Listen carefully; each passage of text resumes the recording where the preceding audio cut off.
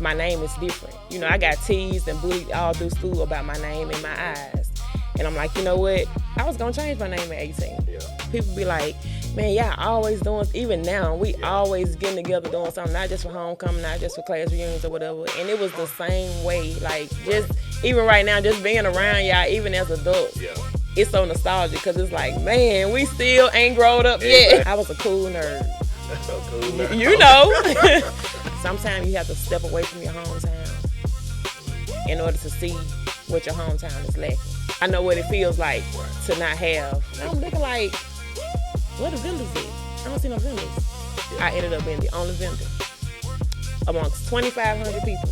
I love being around people that are not gatekeepers because you couldn't do what you did if somebody else didn't do it before you. We had banks, we had lawyers, we had doctors' offices. But then they just saying Wall Street, why they dropped the black? You know, they bombed it. Them leaves gonna fall. Good. But they gonna grow again. Don't make me shout at him. I'm just saying. Doors closed. I'm sorry. I was not expecting it.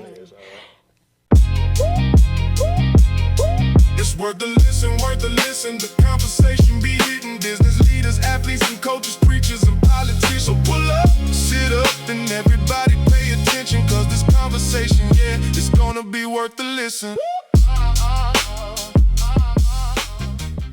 Every person has a story you've heard, and another one you haven't. The headlines, the news, social media, they all tell one side of the story, but there's always another side waiting to be told. Welcome to Worth the Listen, where we go beyond what you've heard to bring you the story you haven't. I'm your host, Alex Jackson. Come on, let's listen. Today's guest is somebody I've known long before business, the brands, and Black Wall Street. We go all the way back to our school days. Proud classmates and graduates of the West Point High School class of 2007. The biggest. But since then, LaThomas McClelland has grown into a creative entrepreneur, a business owner, and a community connector. From building Jewels by LaThomas to creating Black Wall Street Expo. She's become passionate about creating opportunities, not just for herself, but for others. Today, we're going beyond the business to discover the story, the struggles, the sacrifices, and the woman behind the vision. Worth the listen, help me welcome my classmate, LaThomas McClelland. Thank you so much for having me, brother. Oh, yeah. So happy to be here. Hey, we glad this to have feels surreal. Right.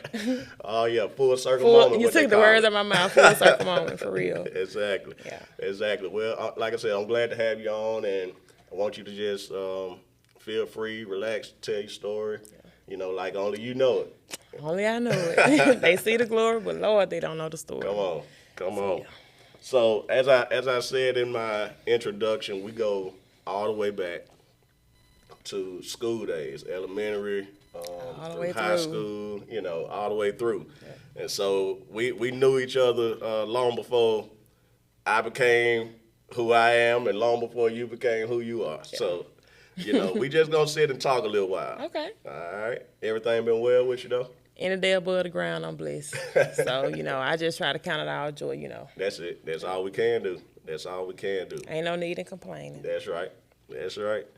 So, like I said, we've known each other since we were kids, but before we talk business, let's go back, you know, to childhood. Let's go back, talk about the days of growing up.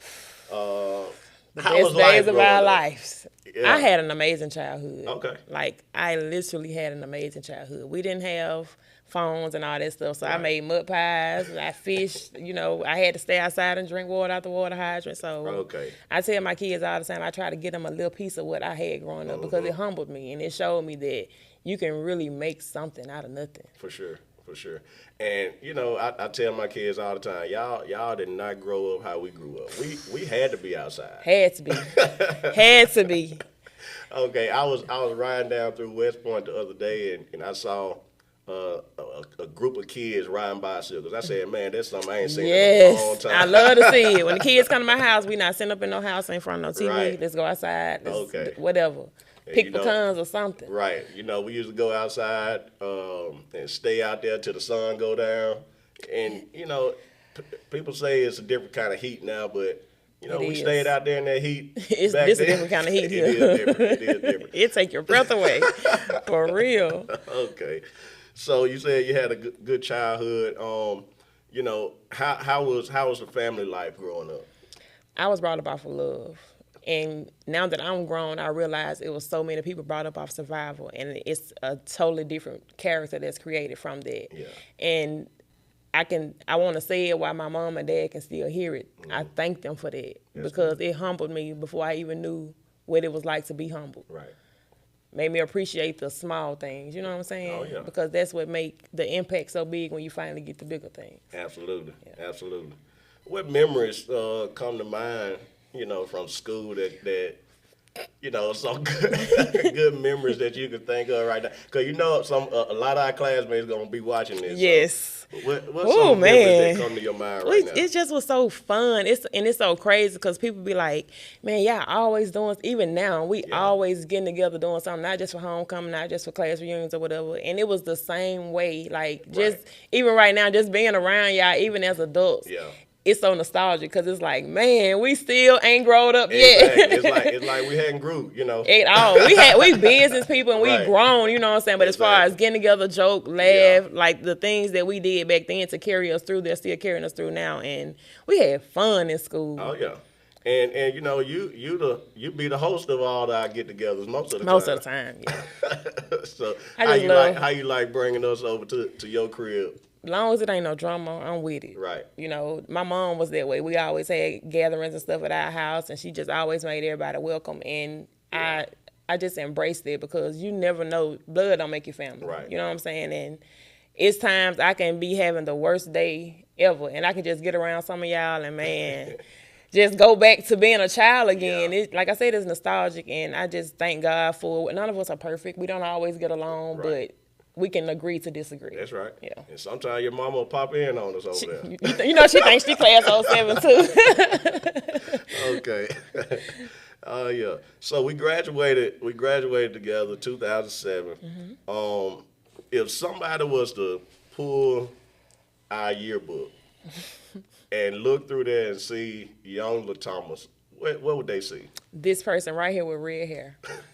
Like, literally. I went and looked back at it, and I'm like, I got a few extra moles, but I still look the same. Yeah. And I thank God black don't crack. Come on here.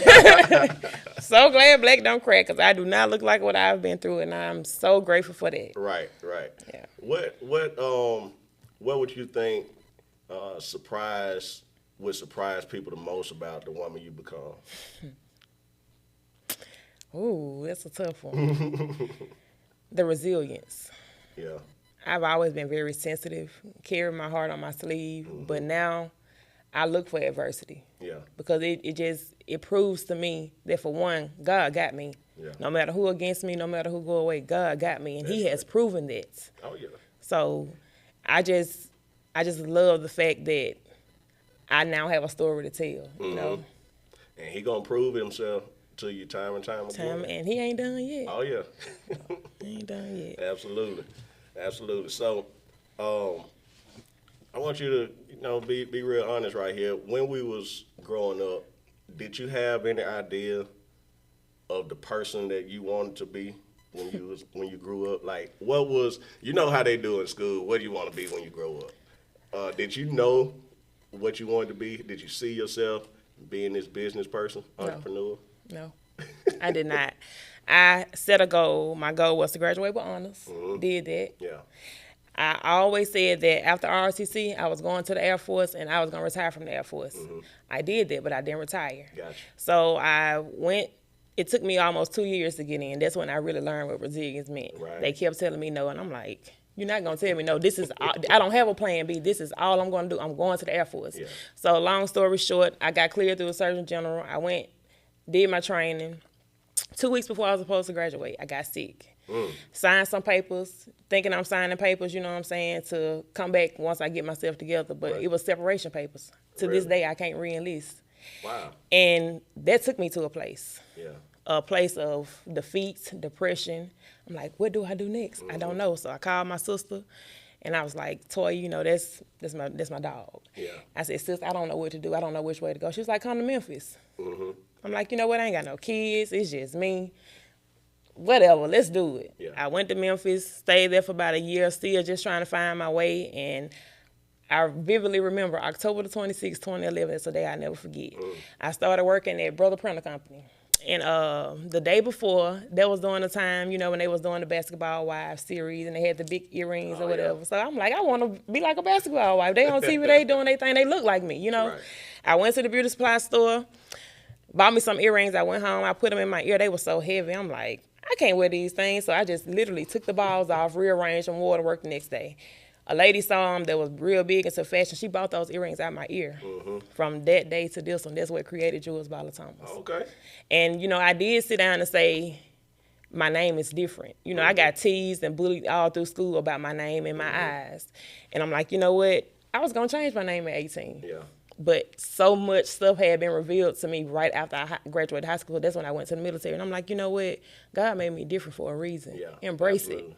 That's what it started out as Custom Styles by LaThomas, and then over time it merged over into Jewels by LaThomas. And that's how I really started. I got you. Yeah. So, you know, it's something that you weren't even trying to get into, but God had a plan. God had a plan. And I've always been crafty. My mom sewed. She braid hair. She can paint. Like, she literally can do anything. And she raised us to be self-sufficient women. So I just had to tap in. And that's why I tell anybody, when you get to the bottom, that's when your biggest blessings come, because it really makes you understand, hey, I got to figure it out. Right. And you got to lean on God. And That's it. that's just me. I got you. Make it happen. Right. I got you. So, now, back in school now, who were you? Were you the class clown? Were you the troublemaker? Were you the I was a cool nerd. cool nerd? You know, I was a cool nerd, like very smart. I always have been an overachiever. Yeah. You know what I'm saying? I got in trouble for bringing home C's, so, and I'm grateful for it now because it made me understand you can always do better, you know? And man, I wrote papers. I'm the reason why a lot of people graduated, you know what I'm saying? But Yeah. each one reach one, you Right. know? There So, you go. yeah. There you go.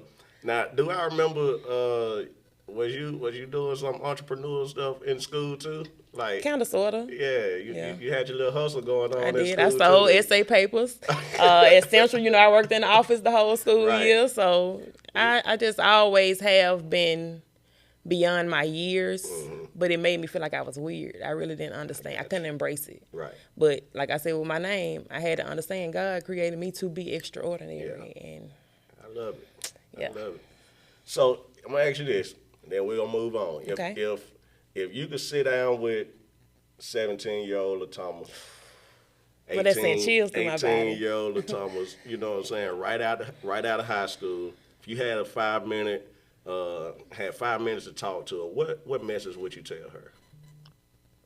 Today's episode of Worth the Listen is proudly sponsored by Drug Screen Express, owned and operated by Ora Nichols.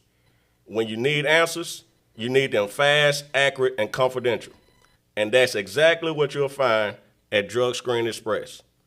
Whether you're an employer who needs pre-employment and random testing, a DOT regulated business trying to stay compliant, or an individual who needs testing for work, legal purposes, or simply peace of mind, Drug Screen Express has you covered.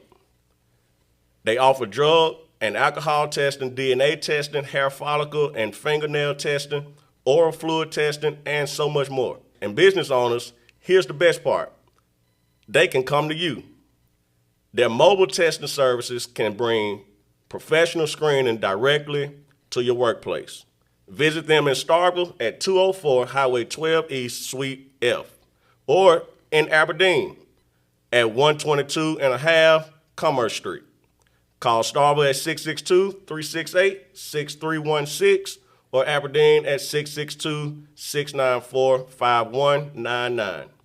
Drug Screen Express, professional, reliable, and fast. And tell them Worth the Listen sent you. look in the mirror and actually see what you see. Yeah. It took me to get 37 years old to finally gain confidence, because like I said, I was always bullied, but I wore it with grace. You know what I'm saying? I was the tall girl in school. Yeah. The guys liked me true enough, but I would rather be friends with the guys in the coat on them. So Yeah. I had to learn my place. Right. And not knowing my place then caused me to go into a lot of wrong rooms looking for what I already had in me. I just felt like I didn't have it because I didn't tap in. Yeah. So if I could sit down with 17 or 18-year-old LaThomas, I'd tell her to just look within. Find you. And then once you find you, everything that is supposed to be attached to you, you'll be able to see it. That's good. Yeah. That's real. That sent chills through my body. I'm Lord. telling you, I feel it. I feel it. Yeah. So after we graduated, everybody started, going their different ways. What direction did life take you? I heard you say you went to Memphis for a time with your sister after your ordeal with the Air Force. Right. So after Memphis, what happened after that? Well, after Memphis, I moved to Atlanta with my first child's father. And Atlanta made me the woman that I am today. Like, Memphis birthed it, but Atlanta really conceived it. Not conceived it, but made me who I am, just that simple. Because it's tough. Atlanta is a dog-eat-dog area, and it just taught me so much adversity. And I keep going back to resilience because I literally live by that. Like, so many no's. But the one yes that I got was from a millionaire. Wow. And they was like, I don't know you from a can of paint, but your energy, your aura, and the fact that you're doing something crafty like this, you're going to go far. Just don't quiet the noise. And I still tell myself that every day when I'm having a bad day, just quiet the noise. Because it's going to always be noisy. You know what I'm saying? But I tell anybody, man, sometimes you have to step away from your hometown in order to see what your hometown is lacking. Yeah. I never wanted to come back to Mississippi. Never. I'm just all the way 100 with you. I never wanted to come back to Mississippi. Yeah. But when I gave birth to my oldest, I was like, my mom, this is her first, grandchild. I want her to get that country experience. So let me go back home. And then I had fell on hard times. I'm not gonna lie to you. I had fell on hard times. It was rough. I got you. So let me go back home and go back to the source. But 9 years later, I thank God that I made that decision. I got you. Because I didn't realize how much I had left unhealed and, untouched until I got away from it and had to be forced to pretty much just figure it out on my own. I ain't have mama to just run over her house or daddy to call or sister to, fall back on. I had to figure it out. Absolutely. And my kids, especially my oldest, that girl saved my life. I'll forever be indebted to her. She saved my life. Yeah. Because when you keep getting doors closed. I'm sorry. I was not expecting this. God have to give you something to keep you going. Yeah. She did that. Yeah. So edit this out, please. Man. But man, she's my reason. Yeah. And my youngest, she's the lesson that I can apply, you know. So I thank God for those girls. And that's why everywhere I go, I got them right there with me. I don't want you to see me always up. I want you to see the bad. I want you to see the good so you can understand you don't have to depend on a man. Right. You ain't got to depend on me. Lean on God, and I promise you, everything that's for you, it ain't going to come right then. Come on. But if you just keep going, just keep going, baby, you're going to be all right. Okay. I'm a thug again. I was not expecting that. Oh, my God. Oh, man. I don't like that. You good. You good. Okay. Wow. So I heard you say, that you fell on some hard times while there in Atlanta. What was that story about?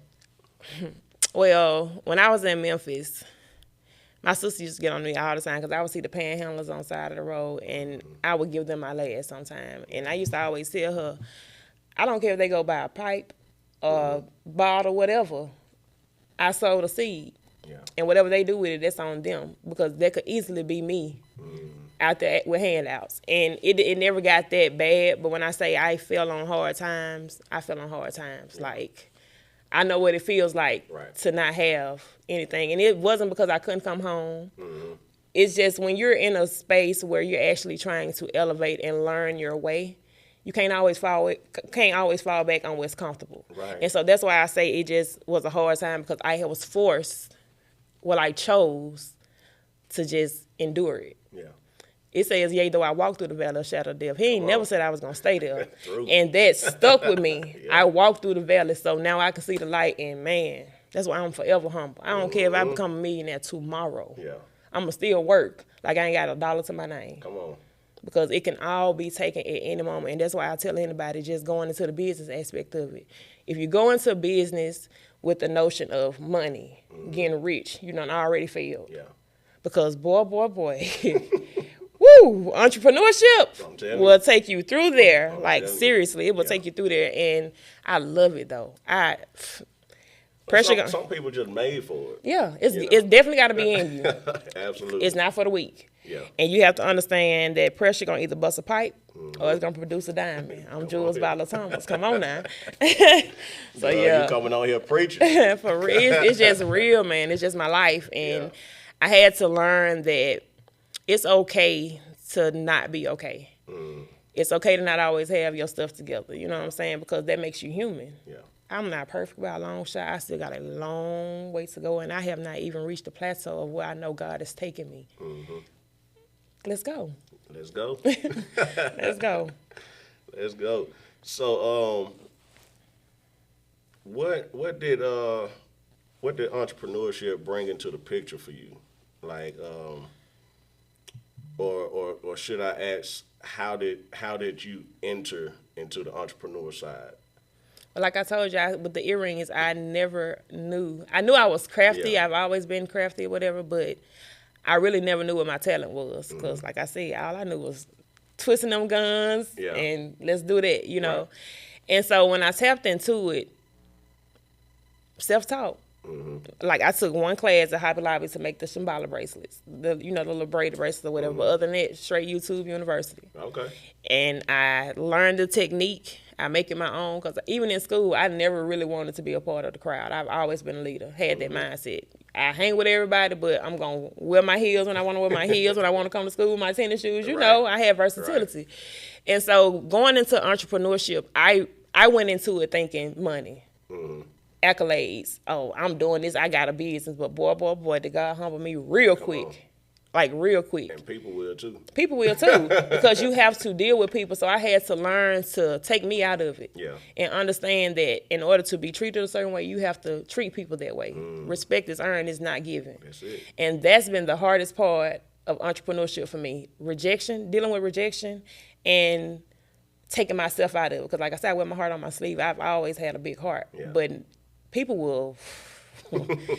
I'm sure you know, especially being a pastor. Man, people will take you there, and it takes a lot of prayer. It's more spiritual than it'll ever be financial and physical.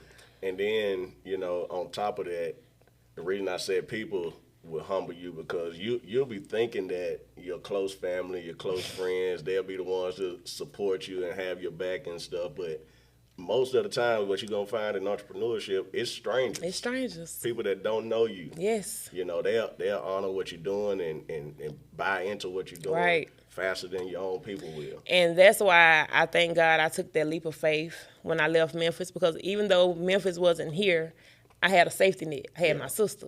Yeah. When I went to Atlanta, I was with someone, but once we went our separate ways, you know, I still was able to keep going. And I tell anybody, I ain't got $1 million in the bank. Right.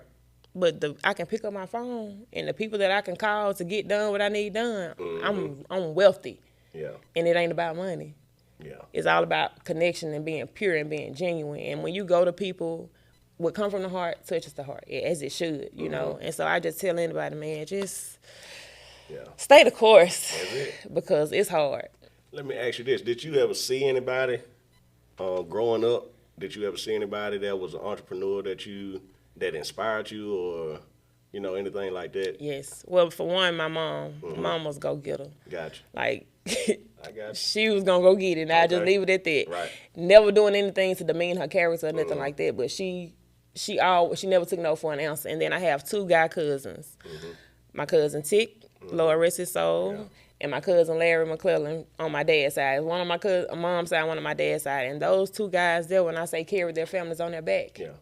they carry their families on their back. Tick used to always say, it's literature, if you know what I mean. But he used to always say, I've done so much with so little for so long, I can do just about anything with nothing.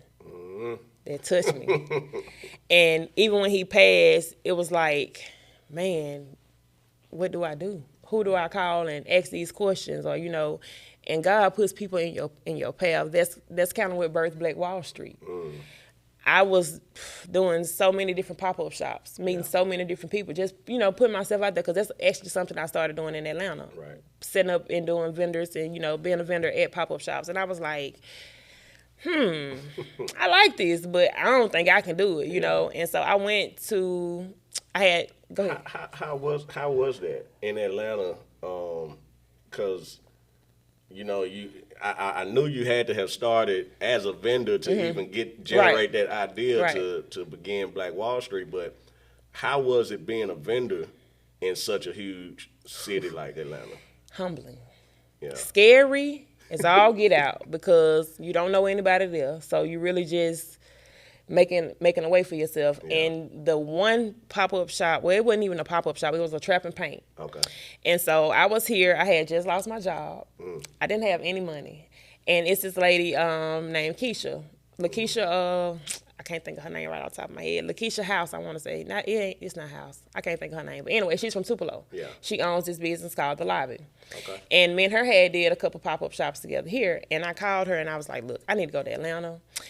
They've sold 2,500 tickets at this event. I said, I don't know how many vendors gonna be there.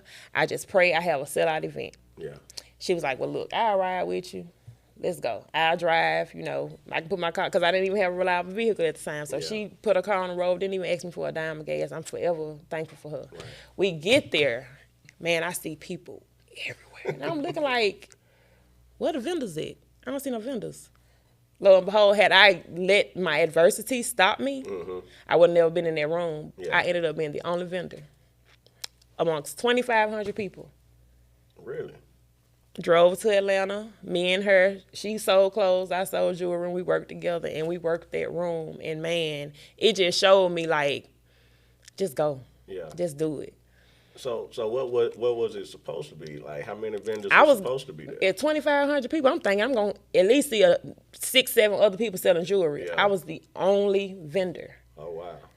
Amongst all those people. Miss Quinn was there, Tavita Quinn, she was there. Okay. She even came and supported me, and I was just like, yeah, I need to go back home and do this, you know what I'm saying? Right. And it kind of birthed the idea, but even then I was still operating in fear. I was scared. Yeah. That was 2021. And so then I met this girl named Wynette Bennett while I was in Atlanta through my child's father. He does music. Yeah. So I met her through him, and she started branching out, coming home and doing pop-up shops as well. She did one called The Taste of GCA. Okay. And it was nice, very small, intimate, but just the impact of the room. And I told her what I was trying to do. Right. I love being around people that are not gatekeepers, because you couldn't do what you did if somebody else didn't do it before you. Now. So we can really come together and make something happen. So I told her what I was doing, and this other girl named Amelia Ball, I started doing pop-up shops with her. Right. And they was like, do it. And I'm like, yeah, I keep hearing Black Wall Street. I have been studying Black Wall Street since college. Yeah. I just keep hearing Black Wall Street. It was like, go for it. And I honestly was riding from Atlanta one day.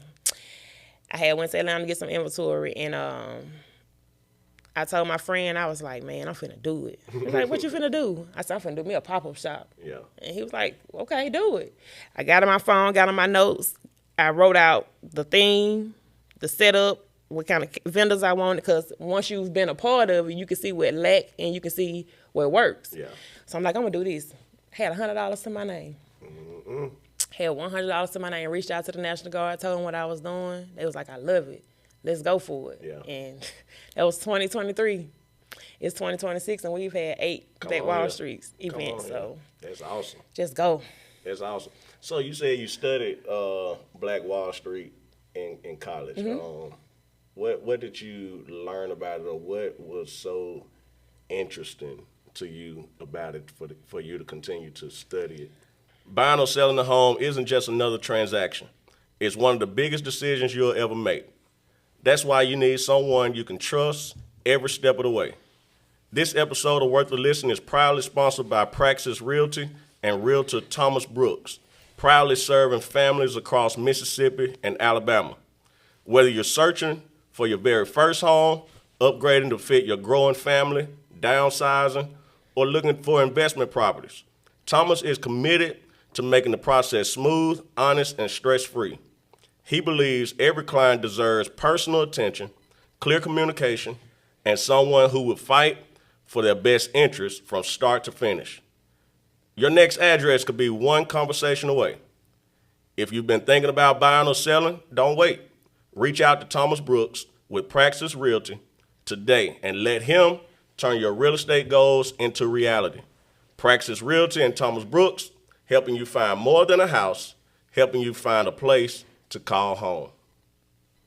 It was interesting because we get the history books at school. We're only taught about Martin Luther King, Rosa Parks, the cliches, not cliche, but you know what I mean, the surface stuff. And so when I took African American Studies in college at Mississippi State, he broke it down, and he was like, most of the world was created by our hands. They're not going to tell us that. I tell them I'm not a racist by far. Some of my best friends are of, different ethnicities, but it just stuck with me, and I'm like, okay, so we had banks, we had lawyers, we had doctors' offices. But now they just saying Wall Street. Why they dropped the black? They bombed it in Oklahoma.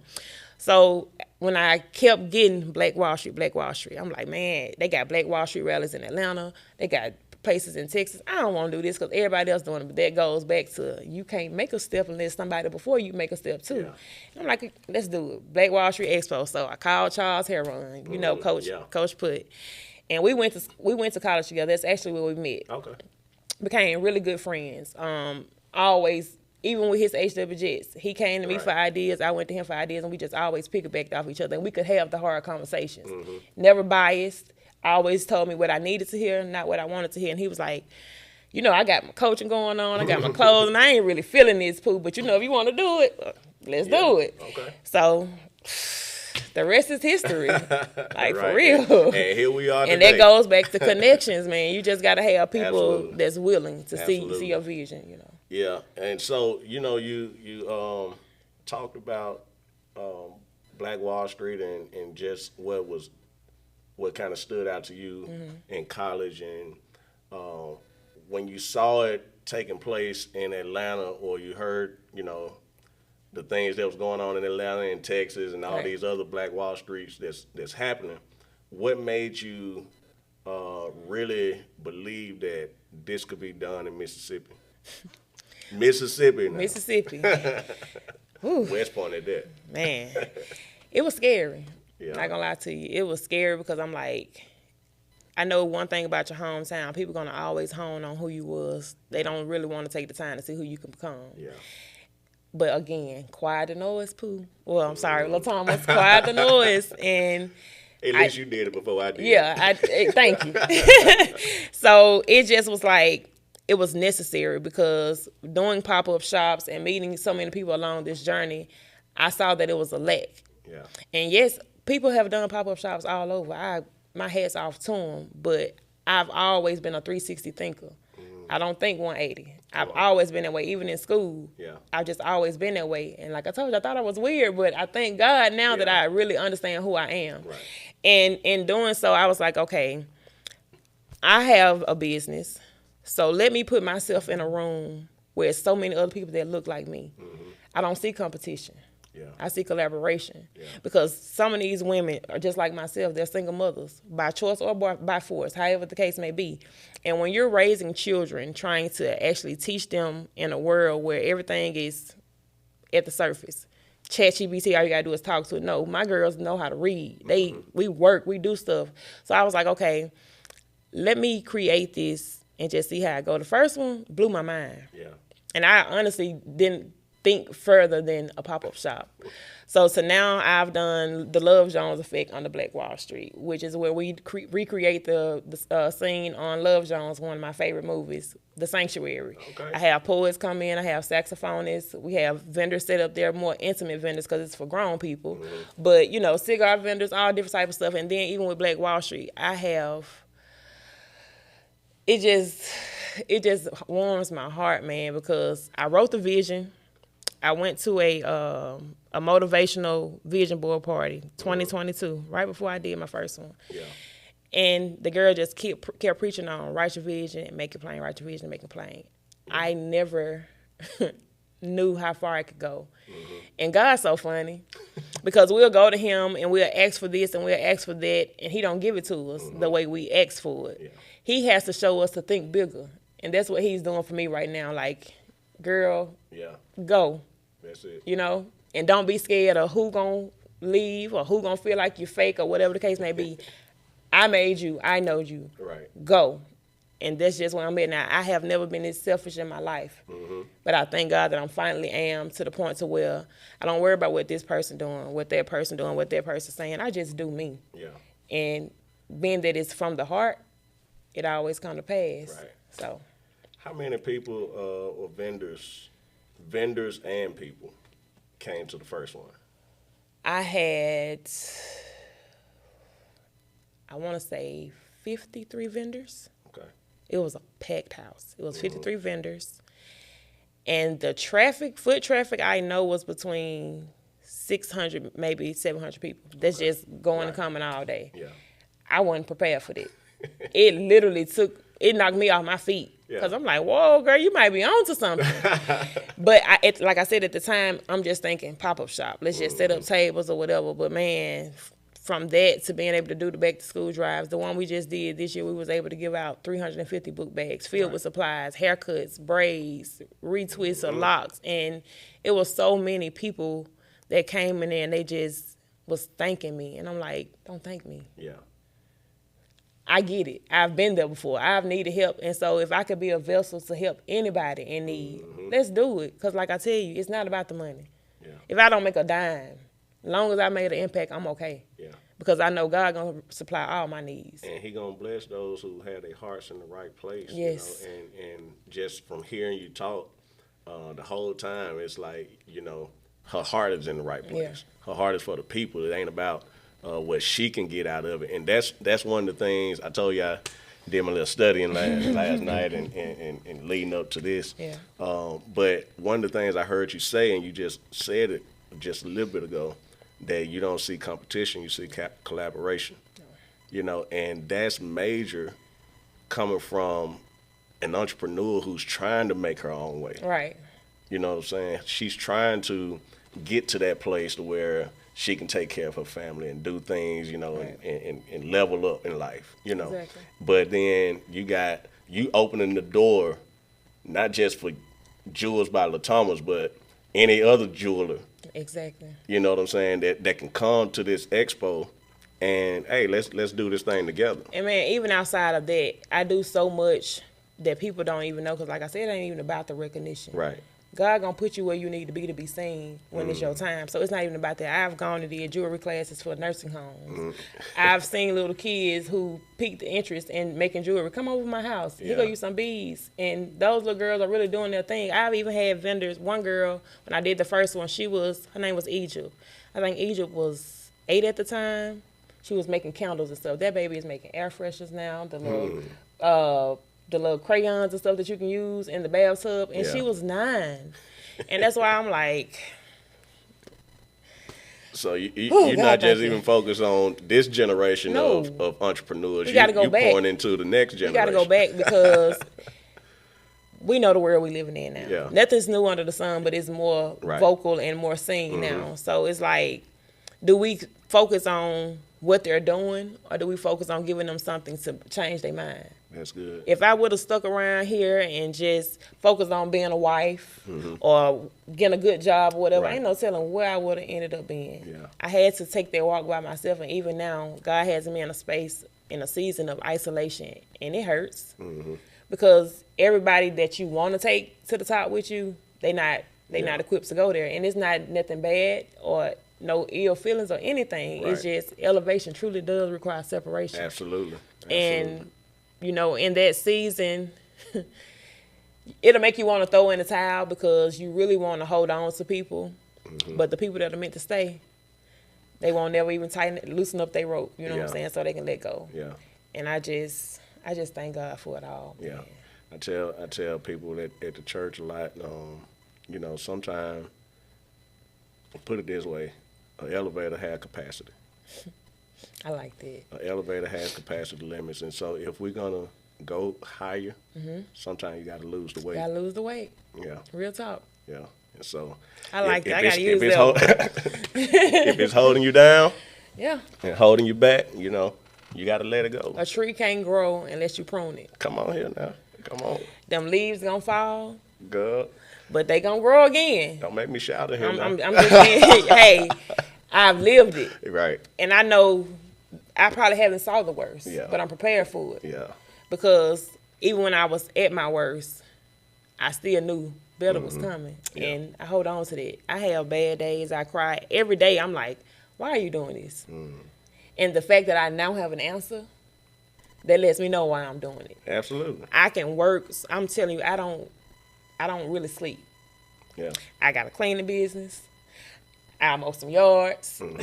I wash the car if I have to. Like, I have never limited myself. Gotcha. Stuff go get broke in my house, I don't call my landlord. I fix it.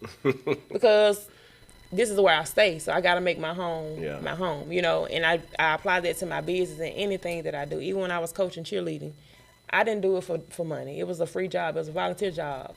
But just seeing the impact that I made on those little girls. Yeah, come out here and cheer and have fun, but let me show you how to pray. A lot of those kids didn't even know the Lord's Prayer before they came out there. Wow. So I gave them an affirmation. You are brave. You are You strong. better come on here. I taught them the Lord's Prayer. I went to a funeral 3 weeks ago. And at the burial, the preacher was like, we're going to recite the Lord's Prayer. It was so many grown people out there. Didn't know it. My kids were the loudest ones out there. And I'm talking about I broke down. Because being a mother, even if the father's in the house or whatever the case may be, that is a hard job. By far the hardest job I've taken on. And it showed me that it's okay. Like I said, it's okay to not be okay. I don't let my kids always see me at my best. I want y'all to see me at my worst. Because someday God gonna take me from y'all. Or he might take y'all from me. Yeah. But I need y'all to know where your help come from. And know how to look within. My 9-year-old, like you see, she sings. She do everything. And if I had that confidence at 9... I mean, you really did, though. I did. I just didn't know it. I did. I just didn't know it. But I know it now. But to see it in my children, like, man, they talk about Black Wall Street everywhere we go. We pass by the high school, and Jules by LaThomas is right there on the football stadium. My baby like, clock that T. And it just makes my heart smile because it's like, you don't get an instruction manual for parents, and you don't even get an instruction manual for entrepreneurship. But when you know how to tap in and stick with the source, and I don't care what nobody else belief is, but my source is the good Lord, because he done showed me what he can and will do, and it's only going to get better, you know? Trust in the Lord. I give it with all your joy. heart. I give it all joy. Lean not to thy own understanding, but in all thy ways acknowledge him, and he'll direct your He'll path. direct your path. Yes, He's gonna indeed. take you there. Oh, yeah. And you're going to walk through the valley. It's Oh, going to yeah. get a little thorny, but if He- you keep he throwing gon- them he gonna seeds take out you there, through that he's valley going to take now. you through that a couple of times. I'm telling you. But my granny used to always say, trouble don't last always, but it's going to always be trouble. I didn't understand it. Even them songs we were singing on the drill team and all that stuff coming up, I didn't understand it. But I get it now. I love the rainbow. For real. Love to see it. I love to see it. That lets us know. That lets us know. God The keep storm his ain't going to promises. last Come on. forever. That's it. Oh, yeah. That's We finna it. go to church. Okay, my bad. Hey, it's all good. I'm telling you.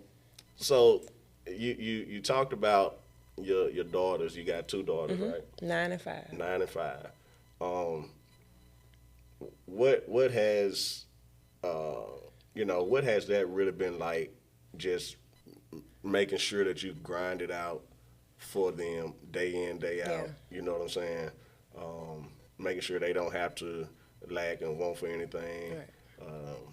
Because as an entrepreneur, you know, you got to be that one to make it all happen. So how's that been? Honest to God, I don't know how I do it.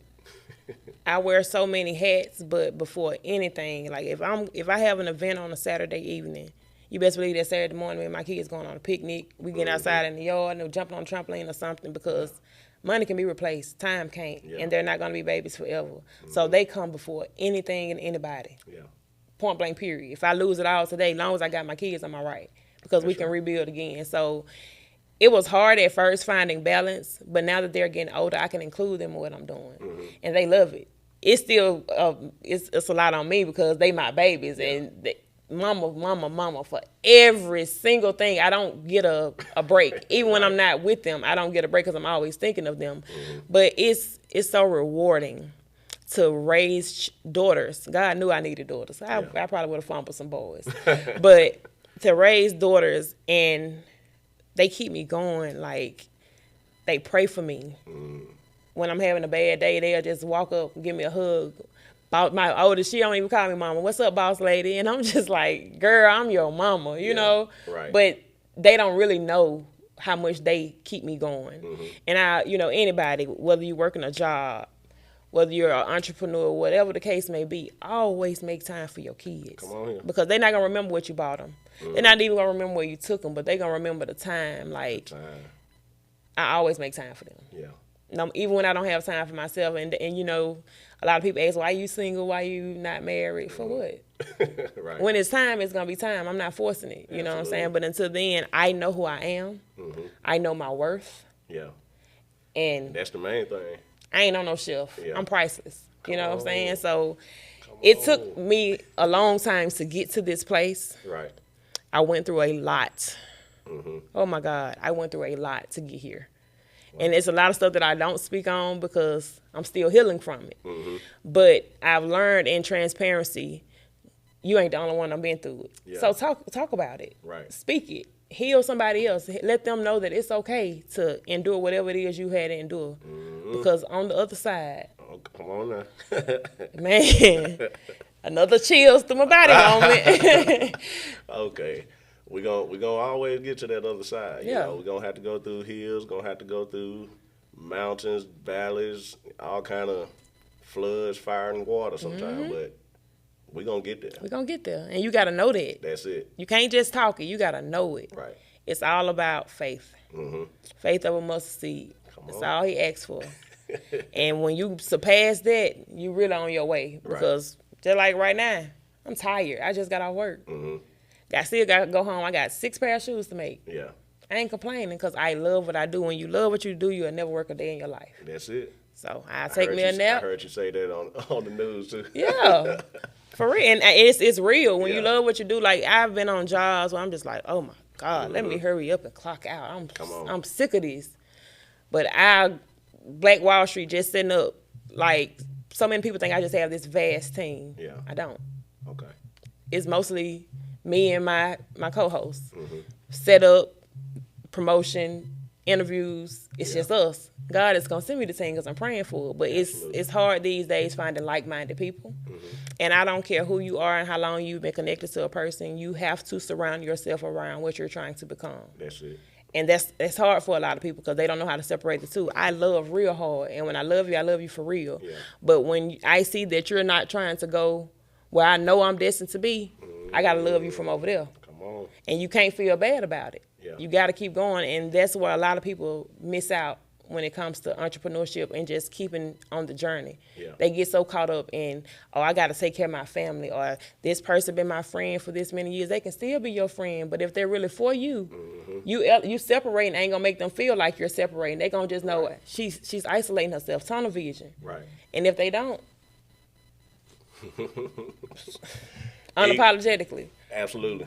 Eagles don't hang around chickens. They don't. You know, because chickens can't get up there where the eagles can go.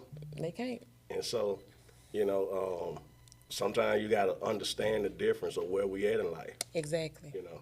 Exactly. If you want to continue to hang around here on the ground and stay being who we used to be 10 years ago and not elevating, not growing. Do that. I'm not going to love you no different. Right. But you're going to stay where you at, and I'm going to keep on going. I'm going to just elevate. Even, like, I was talking to a friend girl of mine the other day, and I was like, I just hate that here in this town, you know, negativity always gets so much spotlight than just the positive stuff. And I was like, you know, when I first got into this, I was doing, just around this area, I was pretty much the only person really just making jewelry, custom jewelry or whatever. Okay. And then when I first started seeing other people start doing it, I'm not going to lie to you, it made me feel away because this is a new journey for me. I'm like, they can't do it like me or whatever, but then God had to humble me again. I started having carpal tunnel in my hands. Wow. Couldn't really just create like I needed to. So that's how all the shoes and the hats and all that stuff came about because I had to move up, you know. And she said, girl, walk down the bread aisle. I was in Walmart. She said, walk down the bread aisle. She said, you see Wanda, you see Sunbeam, you see Nature's Own. She said, you think they worried about what the other one doing? Exactly. They all gonna get sold. Yep. That stuck with me. I'm like, you know what? Again, Black Wall Street.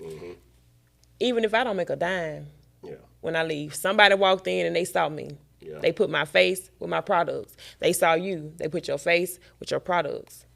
A whole nother platform. It's up to you to make your money. And I tell any vendor that I've ever worked with, I'm gonna promote. Any kind of way it is to promote, I'm gonna get the traffic there. Right. But if you leave there and you don't make a dime, that's a you problem, not a me problem. Because it's up to you to sell yourself. Your business is only gonna go as far as you're willing to take it. That's with anything you do. You gotta go. So you said 53 vendors the first year, and it's just kind of grown. It's grown every year since then. It's grown, and then it kind of decreased, and it decreased because I had to learn to understand quality over quantity. Gotcha. I can have 100 vendors in a room, but that can end up being 100 headaches if I don't do it the right way. Because just because a person have a business don't mean they know how to run business. And if I got to tell you to do this, to do that, you're not my child. Most of these people are way older than me. I'm not doing that. Right. Because I tell you everything you need to do. I've been a vendor and I've, made a platform for vendors, so I get it on both sides. I know how I go. If I walk in Dollar Tree or Walmart or whatever and I don't get greeted by an employee, bye, see you later, I'm out the door. I've always been big on customer service, even before I started my own business when I worked. Your business is only going to be successful if you have consumers. Right. So why would I come to an event, whether it's a flea market, pop-up shop, whatever the case may be, and you sitting there in your phone looking like you mad at the world, like you already defeated? I'm not going to patronize you. Because if you ain't happy about your business, why would I be happy about it? If you see me 9 times out of 10, I got on something that I've made, something that I've ordered and, made my own, be a walking billboard. Sell yourself. And don't worry about the no's, because if you get a million no's, that one yes can knock them out the way. So are you wearing some of your pieces now? I am. All of them? No, I made these bracelets. This bodysuit, I actually cut it up myself. And this is a blazer I got from the Goodwill. And just, it ain't what you wear, it's how you wear it. Hey, come on here. You already know. So you said you had 53. You hit some higher numbers, and then you decreased it back down to have quantity. Right. I mean quality right. over quantity. Right. And so this last year, this year, 2026, you had about 70. The one we did in March, it was 64 vendors. Okay. And then the one we just did for the back to school, I ended up only doing 25 vendors. Right. And I did that because our focus was more so on giving back. Yeah. So I didn't need a room full of vendors that were there to make money. Yeah. And most people coming for free stuff. So you gotta think 360. And I was like, so what introduced the addition of giving back? Where did that come from? That addition of the expo. So like I told you, initially it was to create a space for entrepreneurs to be able to sell services and goods. But if you're for the community, you got to be in the community as well. Right. And just going around seeing what I was seeing in Atlanta, people laying on the floors on the side of the road, homelessness. I never thought I would see that in my hometown. Yeah.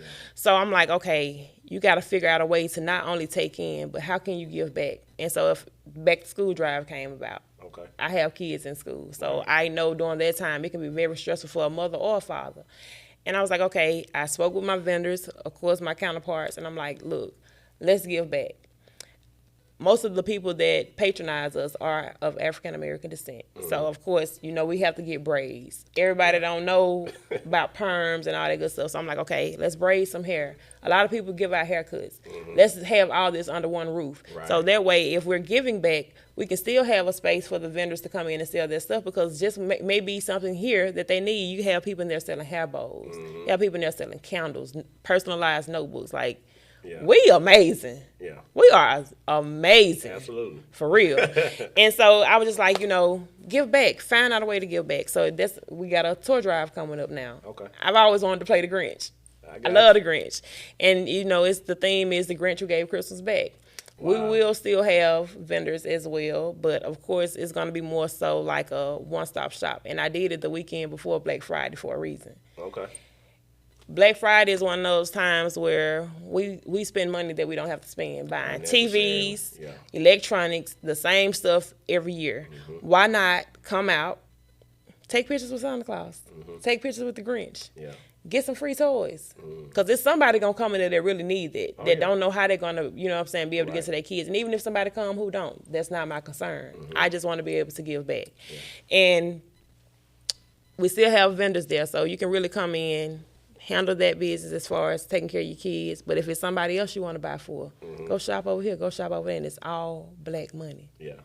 Man, I can't tell you how I feel. Just like this year was my first, this the one we just did in July. That was my first time ever being able to just sit back and feel the impact. Right. Because I usually will set up a booth and sell my goods and stuff as well. I didn't do that this year. I really wanted to just be hands-on with everything. And so is that Grinch that gave back Christmas, is that something new coming this year, or that's something that you already know? No, that's something new coming this year. So something we can look forward to. Yeah, because at the back to school drive, a few people walked up to me and they was like, what you was doing for Christmas? And I usually only do it once a year.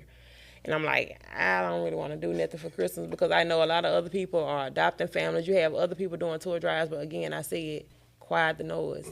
You don't focus on what nobody else is doing. God give you something, you hold on to it, and you just do what you do. And that's how that came about, and I'm excited. What do you think it is that keep your vendors wanting to come back? Because I understand we all know how hype go. The first time somebody do something, we all want to be a part of it, and you'll have all kind of people sign up just because it's something new and fresh. But then you do it again the next year, and some of the same vendors that came the first year come back. You do it again the third year, fourth year, and those same vendors continue to want to come back and be a part of it. What do you think y'all are doing at the Black Wall Street Expo to make these vendors want to come back? Well, for one, I never make them feel like I'm bigger than them. If when they come in, they see me getting just as dirty as I expect them to get. Come on. And believe it or not, from the first pop-up to now, most of those are returning vendors. And like I keep going back to, I was a vendor and now I know both sides of it. Yeah. To pay your money or even if it's a free setup, no one should have to ask, where do I need to set up at? Where do I need to bring? How I didn't do this? How I didn't do that? So I create a group chat. They never have a question left unanswered. I'm very organized. I have an organizing business. But anywho, on another note, I'm very organized, and I don't like to leave room to have to repeat myself. Yeah.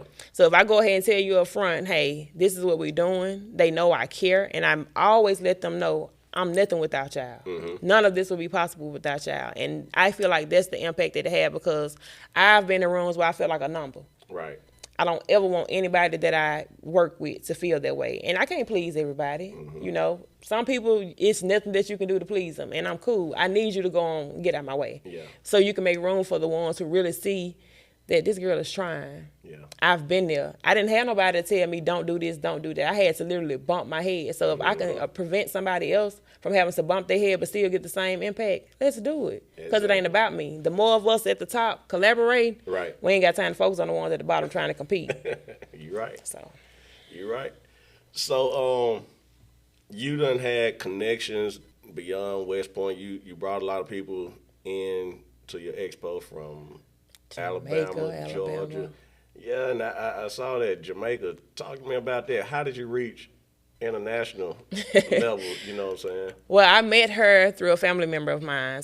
She lives in Atlanta or whatever, but she a boss, like a real boss. I got you. She got a restaurant in Jamaica. She's actually from Jamaica, and she does insurance. So when we met, it was through a family event. Okay. So I was just talking to her and telling her, my plans or whatever, and she was like, girl, I'm coming. And she missed this one this past year. Life for everybody. Yeah. But it just goes to show, like, it's one thing for you to see your vision, Yeah. but to actually bring it to life and other people to see it and embrace it as well. Mm-hmm. If I don't do anything else outside of today, God has done enough for me. Let me ask you this. So, Memphis, Atlanta. Well, Texas, Memphis, Atlanta, back to West Point. Texas, Memphis, Atlanta. Why is it so important for you to do this here in West Point? It's home. And it's necessary. Yeah. Had this been available, and it may have been, I just may have not known. Had this been available when I was finding my way, there's no telling where I would be right now. Yeah. And just being back home now and trying to walk in a positive light, it gets very hard because with social media now, everybody's going to gravitate towards the negativity. Yeah. And I don't sit up and watch how many people share my posts or how many likes, because they going to see it. Them views going to always be bigger than the engagement. Right. Always. Exactly. They just keep giving them something to look at, Exactly. you know. And just doing it here, West Point need to be on the map. Mississippi is a town, a state, that is always known for poverty. They think we slow. Yeah. But most of these artists and stuff that people love came from right here in Mississippi. They just had to leave home, you know what I'm saying, to find their way. And I said, man, they gonna give us enough. And I say they because I don't ever want nobody to take nothing I say out of context. 'Cause I said it once, I say it again. Yeah. But they don't want us to break the ceiling. Yeah. We can reach it, but we can't break through it. Come on. People like me, people like you, y'all can shatter that glass. You can do the same thing you can do in California. You can do it right here in Mississippi. We got the resources. Right. Tap in. That's it. Tap in. Like, man, I don't buy expensive clothes and all that stuff. I ain't never seen a U-Haul connected to a casket. Come on here. But if I leave here today, my kids gonna know, have respect for yourself. Yeah. It's earned, it's not given. Right. Use your hands, use your talents to make room for you. That's my goal. When I leave here, I want the work that I've done to speak for me. Yes. Absolutely. And that'll be enough. So we winding down here. We known each other, like we talked about, since school. If somebody had walked into our elementary school and pointed you out and said, "This little girl right here is gonna be an entrepreneur, a businesswoman, a successful businesswoman," you know, and going to not only be in business for herself, but she's going to be one who brings other businesses together to collaborate and make something big for the city of West Point. If they told you that then, would you have believed it? Yes, because I encountered a lot of people growing up, but there's two people that will always have a special place in my heart. Two. There's Norma Atkins. She was a secretary at Central School, Right. and I worked up under her, and Sheila Carter, who now owns Carter Mortuary Service. And those women poured so much into me. I was in the 5th grade. They poured so much into me, and Miss Atkins used to always tell me, "You are a shining star, LaThomas. Come on. You're going to be just fine." And outside of her, Sergeant Major Smith. That man, at first I couldn't stand him. Oh, he used to get on me so much, because a lot of my family was in ROTC before I came along. So, "You sorry, you ain't gonna be able to do that." And I didn't know. At first I thought he was picking on me, but he was preparing me. Yeah. And that man stepped into my life, and oh my God, the impact he had is still impactful today. And I just, they told me that I was gonna do big things. Yeah. I just was so against myself. I didn't know who I was. I didn't know my way. I was just trying to fit in. Right. So I didn't believe it. But when I left here and Yeah. had to stand on those lessons, it showed me like, yeah, you was destined to be here. That's why my child name is Destined. Okay. You know? It's full circle moment. Right. And I ain't nowhere near where I'm going. Come on here. Yeah, you heard I ain't say where I want to go. I said Yeah. I'm nowhere near where I'm going. That's it. But I'm on my way. That's what we're gonna do. I want you to look forward to, you know, what you have in your mind, dreams, aspirations that you haven't even started to tap into yet. And I want you to think about years down the road, when it's all said and done. How do you want people to remember LaThomas McClelland? She's proof that giving up is not an option. Straight like that. She's proof That giving up is not that an giving option. up is not an option. Yep. Wow. I don't care how dark them clouds get. I'm gonna always see the silver lining. That's it. And that took growth. That took struggle. Yeah. That took a whole lot of prayer. And I'm, like I said, I'm not where I want to be yet, but I'm on my way. That's it. And I just learned to let go. It's necessary. Yeah. Whether it's hurt, whether it's people, whether it's self-doubt, let it go. God made you in his image, and when you love him, you can love yourself. Yeah. And that's number one. When you love yourself, it's a lot of stuff you just overlook.